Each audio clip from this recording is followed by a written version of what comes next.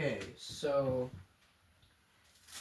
today I'm going to be talking about how the forest religion came about, from its earliest roots to when it fell out of popularity, and to when I, Swami Tanji,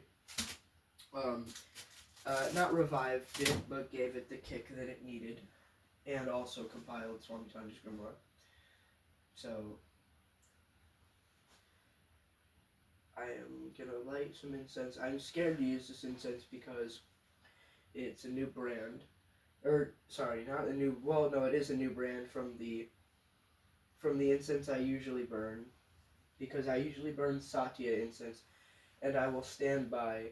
Satya's incense is the best incense I think you can buy, but the spiritual shop I go to is out of it right now, and has been out of it for a while. So I'm kind of spooked about that because that's my favorite incense. Though of course I guess I could just get it at a different retailer, but that's fine.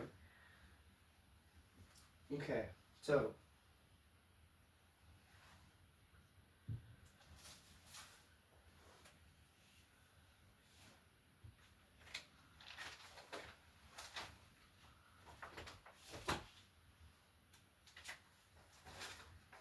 okay, so how the forest religion came about. The forest dwellers are the reason that the forest religion now is known. The forest religion has always existed and will forever exist, no matter if the dwellers, animals, humans, spirits, and other gods are here. As long as the forest god is here, which he is eternal and will always and forever will be here, till the end of time, which there is no end of time. There is an end of our universe, but there is no end of time. Therefore, the forest god will be here forever, and as I just said, as long as the forest god is here, the forest religion will be here in some sense. So, the forest god created the forest dwellers, right, by placing a egg where the mystical forest lays now, and out of that egg came the creatures of that time. They're the first creatures of Earth, and then over time, as the creatures evolved, some went extinct. Things happened on Earth that made some creatures die, some creatures thrive. The forest dwellers came about from the monkeys. I can't exactly remember how long ago, but the forest dwellers came about. So the early forest dwellers saw very few great sages because at the time the forest dwellers, I don't want to say lacked the brain capacity to understand how divine and holy the forest religion is, but they did slightly lack the intelligence to understand the forest religion. So very few great swamis and sages were around for this period, though the middle age of the beginning of the forest dwellers did see a noticeable spike in number of great swamis and sages and spiritual teachers, such as Swamaprapta Baba Yogasattva. He was one of the earlier sages known to the forest religion, and he in his life went on to teach many of his disciples, specifically 200 disciples, the way of the forest and his knowledge. So his knowledge was mainly smaller philosophical teachings of the forest religion and what the forest gods gave him. However, many years after him and his disciples, the forest religion fell out of popularity slightly. So the forest religion was getting less known, and the rise of other religions was coming about. And because most of the forest knowledge was passed down by word of mouth, there was no literature or physical knowledge to explain the forest religion and its beliefs, so not many people knew about it. Then you have great swamis before Swami Tanji, who compiled smaller books and smaller teachings such as the Mushakendra Bhakti, the Melokendra Bhakti, the morning prayers of Mushakendra and Melokendra, the Sarijan Puran, and other smaller books about specific gods, and even some about the correlation between Hindu gods and forest gods, right? That's cool. However, it is only until, and I would like to say this before I say anything further, I am no chosen one. I am Swami Tanji, I'm just a teacher, and my goal here is to spread the forest religion and to make it accessible to a lot of people, which is why I believe I was chosen, I guess you could say, to write Swami Tanji Grimoire and get it out to people, get the word out.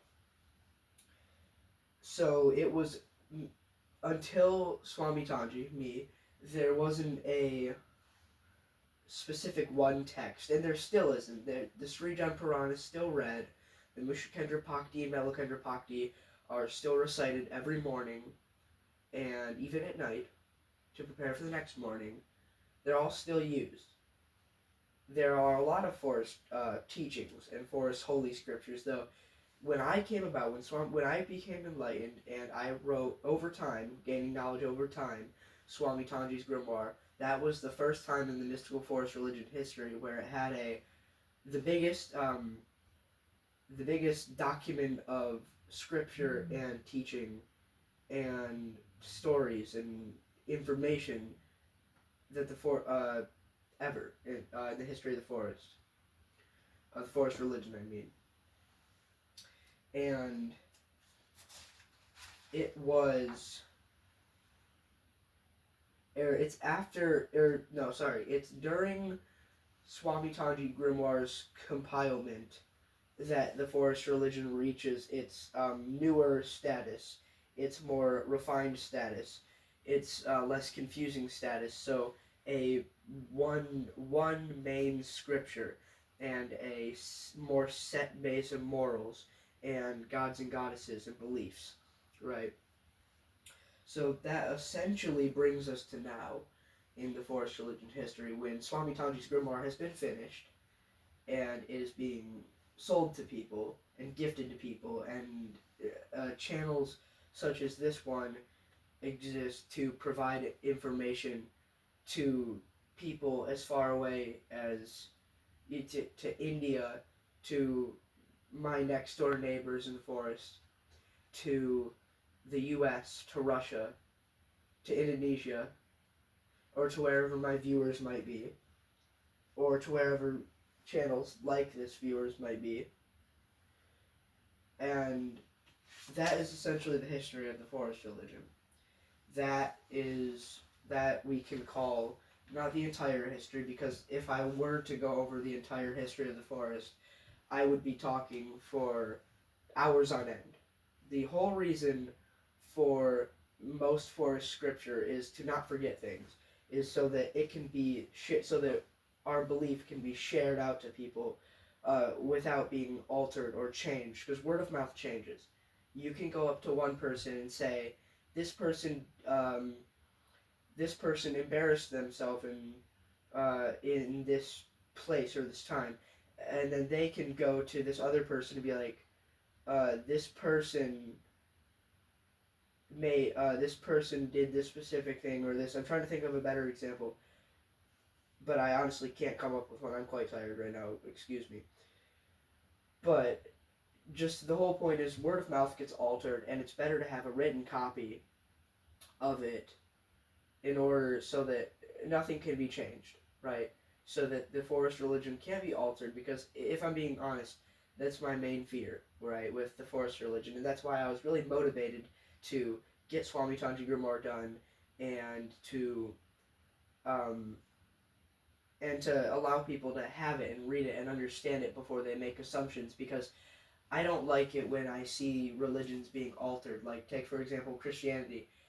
This Bible here is completely different from this Bible here. But then this Bible from Ethiopia has multiple more different books than this one written by this or compiled by this guy named King James. So I don't like that, and I need there to be a record that there's only one version of each four scriptures. There's one Sri Jan Quran, there is one Mushkendra Bhakti, one Melokendra Bhakti, one Swami Tanji Grimar, and it can't be altered. And that again brings us to now in the forest religion's history when things are being refined and reshaped. That is the forest religion's history.